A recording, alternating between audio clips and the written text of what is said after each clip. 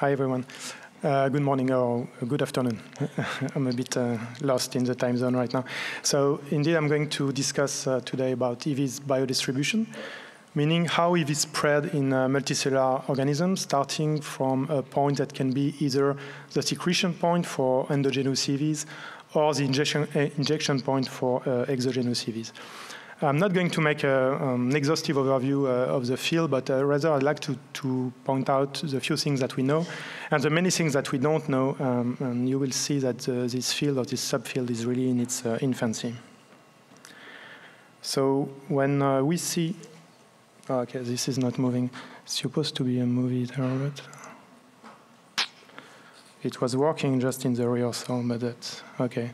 So you can imagine here that you see EVs that are moving in the circulation of a zebrafish. So when you see that, or if you think about that, or well, let's think about all the EVs that circulate in your own body fluids right now. When you think about that, then necessarily you can wonder where they're coming from, what do they contain, where are they going, and what is their function. And importantly, what are the mechanisms that make them arrest on a special place and perform their function. And it's really important to understand that, both in terms of fundamental and translational research, because nowadays there are more and more studies showing that EVs are involved in inter-organ communication, both in physiology and pathology. So you have an example here of adipose tissue EVs. But also, as we just heard, EVs are promising therapeutic tools, and therefore we need to understand their biodistribution, their pharmacokinetics, and eventually to modulate their destination and force them in certain places. So obviously, the challenge that we are facing in this field is that we are trying to track nanometer scale objects in tissues or organs that are centimeter range or even meter for the tallest of you. So it's extremely challenging, and for that, a number of animal models were developed over the past years, from C. elegans to monkeys.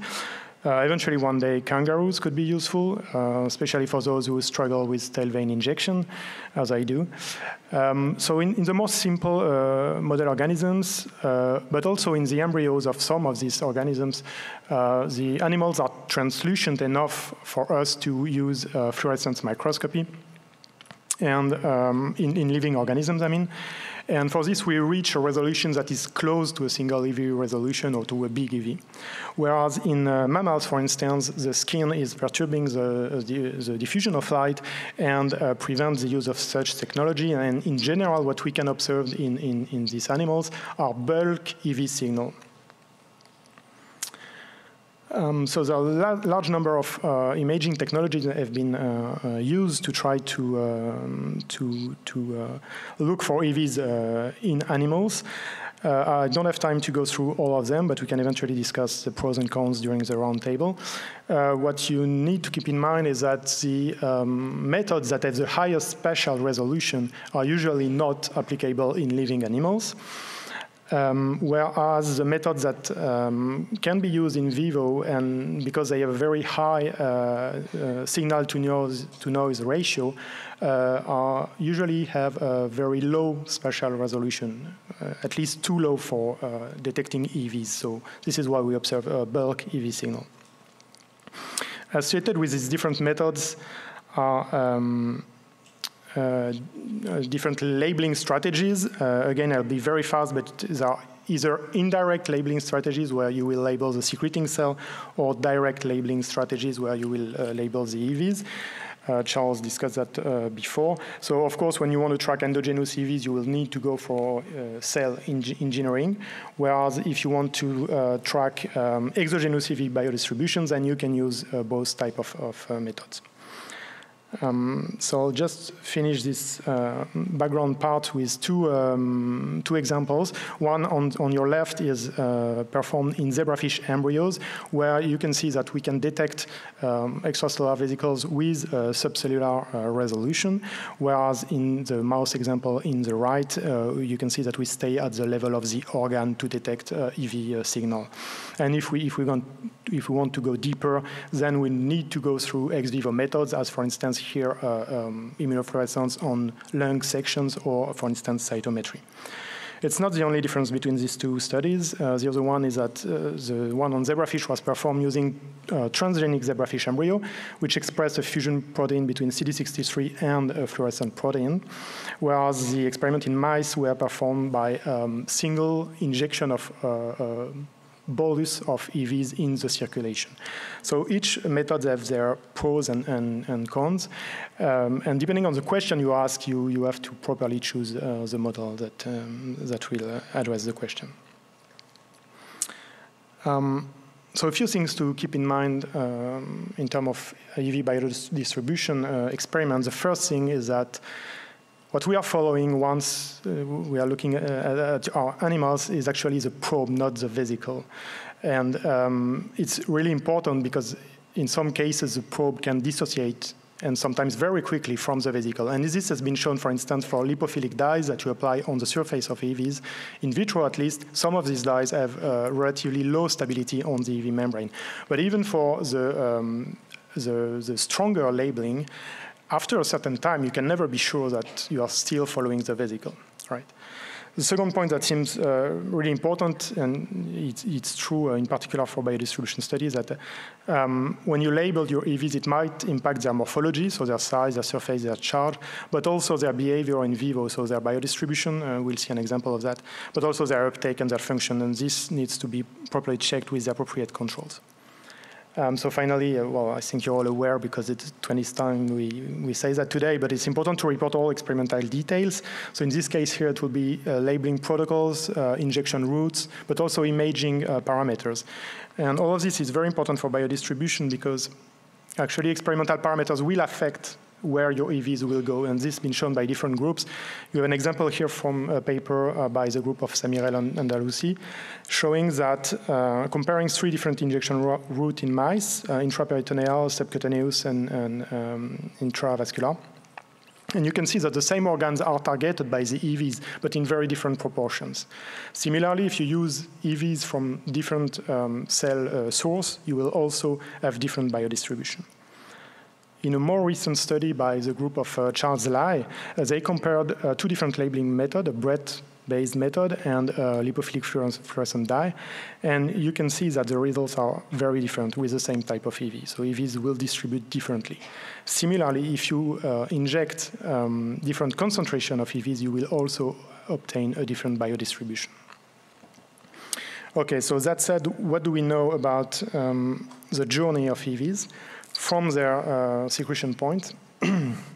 So the first thing is that EVs needs to reach the circulation. So it's easy for cells that are facing the blood flow, such as endothelial cells, or in this example here, yolk cell from zebrafish embryo. So then the EVs are directly secreted in the circulation. But we know that in the circulation, we can also find EVs that have been secreted by cells that are not in direct contact with the circulation. And in this case, we have to imagine that EVs will have to cross the extracellular matrix and cross the endothelium. And the processes involved here are so far unknown. As an alternative road to the blood circulation, several groups have described EVs traveling through lymphatic vessels, and this is the case here in these examples for melanoma EVs, both endogenous and exogenous EVs that can be found in lymphatic vessels and accumulating in lymph nodes. Once in the flow, we know that extracellular vesicles are circulating with the blood flow, but they also have a very short half-life that can, sorry, so there should be some movies as well. Okay, yeah. Yeah, so the half-life of EVs have been reported to be as short as a few minutes up to a few tens of minutes. So EVs in the blood flow are very quickly taken up, mostly by endothelial cells, but also by peripheral blood mononuclear cells, so immune cells in the blood, such as, for instance, patrolling monocytes, but also lots of different other types of immune cells. And as we've heard just before, the half-life of EVs in the circulation can be controlled and manipulated, for instance, by playing on the receptor CD47, the so-called don't eat me signal that will extend the half-life of EVs in circulation, or by covering the EVs with polymers, as Marie just mentioned. Okay, so now how do EVs stop and how do they accumulate in specific organs? We know a few things about that. We know that adhesion receptors present at the surface of extracellular vesicles seem to be important. The first ones to be properly described were the integrins by the group of David Leiden almost 10 years ago in cancer context, and then other adhesion receptors were shown to be involved in EV's biodistribution. And here is another example from Charles Lai lab, where the knockdown of CD44 will alter the biodistribution of EVs in mice. So this is all very nice, but there's one thing that is completely missing from the picture here is the ligands of these receptors, which would make sense. Eventually, you can imagine that different organs or different cell types will express different proportion of these ligands, but so far we don't know them. Other natural modification of EV surface can be involved in the biodistribution. This is the case, for instance, of the level of glycosylation, but also the presence of the corona that forms naturally around extracellular vesicles. So this is it for targeted biodistribution, but it's also clear that there can be passive accumulation of EVs in some organs, for instance, in clearing organs in physiology, such as the liver, but also in pathology, EVs can accumulate in tumors due to the PR effect. Eventually, they can be taken up by non-specific receptors, such as scavenger receptors. In some cases, circulating EVs were shown to cross very tight barriers, such as the blood-brain barrier. And in this particular paper, they showed that EVs can cross the endothelium by transcytosis, meaning being taken up at the apical side of the endothelium, trafficked through the endothelium, and released on the basal part. And then finally, once in the tissue, EVs will eventually target receiving cells and transmit their EV signal. How that works in vivo is so far very poorly understood. So just a word now on xeno-EVs. So the same type of biodistribution studies can be applied to EVs from different species, for instance, bacteria. On the left, you have a very nice example coming from a paper from the group of Stephen Moma, where they grafted in the gut of mice bacteria that release OMVs, so EVs, that contain the Creuer recombinase, and they use reporter mice to track the cells that have received Creuer recombinase, and they found such cells in many different organs of the mice, suggesting that maybe bacterial EVs from commensal bacteria in the gut could reach these organs. On the right, you have a more simple example where pathogenic bacteria EV are injected in an animal, here a rooster, and followed in vivo. So, as you've understood, the gaps in knowledge are many. The first one, probably an extremely important one, is that we still don't know what is the natural secretion rate of EVs by different cell types or different organs in different contexts. And it's very important, I think, to understand that both in terms of fundamental perspective, but also to properly calibrate the experiments where we inject exogenous EVs in animals. So then what are the EV roads? We know a few of them. What are the parameters that affect these roads and the biodistribution of EVs? We know a few of them.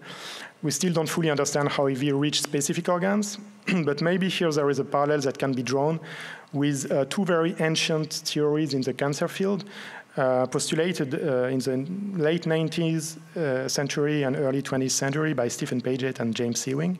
The first one is so-called seed and soil theory, which says that metastasis will form in the organs where the environment is favorable. And the second one is more of a mechanistic theory, saying that metastasis will form in organs following specific vascular patterns. And probably there is a parallel that can be made here with EV's biodistribution. We can eventually discuss that later. Finally, what are the consequences of these different patterns of biodistribution on the function of EVs? And I mean more precisely on the balance between EV degradation and EV cargo delivery. This is fully unknown yet. So what could help us fill these gaps? Probably we will need to generate new animal models that will be specifically adapted to the tracking of EVs in vivo, such as, for instance, the Exobo mouse model developed by the lab of Sonia Melo recently, that allows for the tracking of pancreatic EVs in mice. In addition, we would probably need to develop new probes, for instance, multimodal probes that would allow to track EVs at different scales, from the subcellular up to the organism scale, or smart probes that would allow us to determine whether EVs are internalized or not. Okay, and with that, I will finish here, and thank you for your attention.